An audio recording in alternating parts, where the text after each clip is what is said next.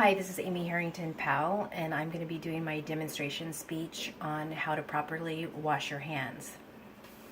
If you've ever gone somewhere and you've put your hand on the knob of the restroom, have you ever stopped to think, did the person before me wash their hands after they used the restroom? I have, because when you come into the restroom, after you use the restroom, you have to flush the toilet. And when you push down on the toilet, you've now touched the hands of the person before you that used the bathroom. If you have any type of human waste on your hands, the CDC, the Center for Disease Control, tells you that 5 grams of human fecal matter, that's poop, is the same weight as a paper clip. And that same weight, that 5 grams, has 1 trillion bacteria in that. And if you happen to rub your nose, put your hand, anything before you wash your hands, you have now ingested human waste into your body, and that can give you E. coli and salmonella poisoning. And in older people, there's another disease called C. difficile, or C. diff is what we call it in the hospital. It's a disease that causes intestinal upset, diarrhea, vomiting, dehydration, and can cause death. Another example of why you want to wash your hand, say you're going to the grocery store, and at the grocery store you're going to pick a cart. Well, guess what? If somebody sneezes into their hand, they have just contaminated their hand, and now they're pushing the cart. And as they go all around the aisles of the grocery store, they are contaminating everything that they've touched. And then the next person that comes along and picks up a can that you didn't buy, that you put back, or a box of something, they now have bacteria on their hands. And if they touch their face, touch their nose, some orifice that the bacteria can get into, they have now become ill, and the bacteria will start growing. And even a common cold in an older person or a young child can turn into a pneumonia that causes hospitalization, causes them to have antibiotics, then they will be resistant to antibiotics. These are all things that you never thought about. Our cell phone, for example. If you use your cell phone actually has 18 times more bacteria and germs on it than that handle I just showed you in that public restroom. That's right, 18 times more. That's disgusting. And some of that bacteria on your teenager's face will cause acne. And you know what teenagers think about acne. They don't want it. So that's another good reason why we want to wash our hands. So in order to wash your hands properly, you want to have either a bar of soap, or liquid soap will do. You want to have a cloth towel or a piece of paper towel. If you're in a public restroom and none of those are available, there's an air dryer. Make sure you touch that air dryer with your forearm. Never touch it with the palm of your hands.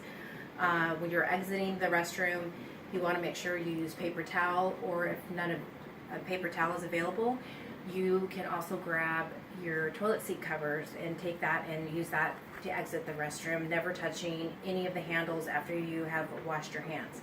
So before you wash your hands, you want to turn on the water. Doesn't matter if it's hot or cold. You want to wet your hands. Make sure it's clean, running water. Make sure you get lots of soap. And you want to start with a really good lather. You want to do the back of your hand up past your wrist. You want to go in between your hands on the outside, one or the other. You also want to take your nails in the palm of your hand and do the other. And the way you know that you are properly washing your hands for the perfect length of time is you want to hum or sing the happy birthday song from the beginning to the end 2 times. And